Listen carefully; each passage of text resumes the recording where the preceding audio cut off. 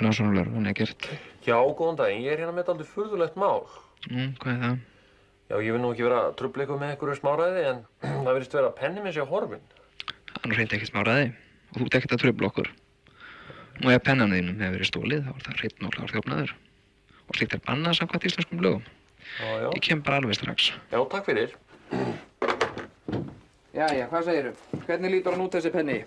Er þetta svona Mont Blanc penni eða er þetta bara venjulegur Parker? Nei, veistu, ég held að þetta hafi verið svona bírópenni. Það var dálítið skemmtilega áletur á honum. Pústþjónusta Guðjóns Bíldsjóða. Já, einmitt. Ég kannast við það. Það kom nefnilega uppsvipað mál fyrir nokkrum árum síðan. Það er kannski eitthvað samband þarna á milli. Já, getur það verið? Það er hugsanlegt. Hefur orðið var við einhverja mannaferðir hérna í dag? Nei, ég held ég get alveg fullyrt það. Ég er alltaf bara einn hérna á skrifstofunni og... Ertu nú alveg viss um það? Ekki láta mig hræða þig.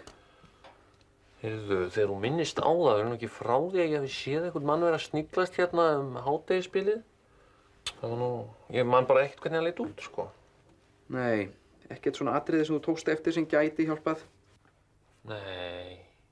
Heyrðu, jú, hann var nú með rauða svona skotthúfu og hvítt skegg, en eins og ég segi, frekar lágvaxinn 1,20 hæð, en eins og ég segi, ég man ekkert hvernig hann leit út. Nei, ekkert til að byggja neina lýsingu á. Nei. Þetta er þó ekki pennin sem ræðir. Heyrðu, þakka þér kærlega fyrir. Á nú lítið. Verst að þjófurinn skyldi sleppa. Já, það var nú dálítið svekkjandi svona.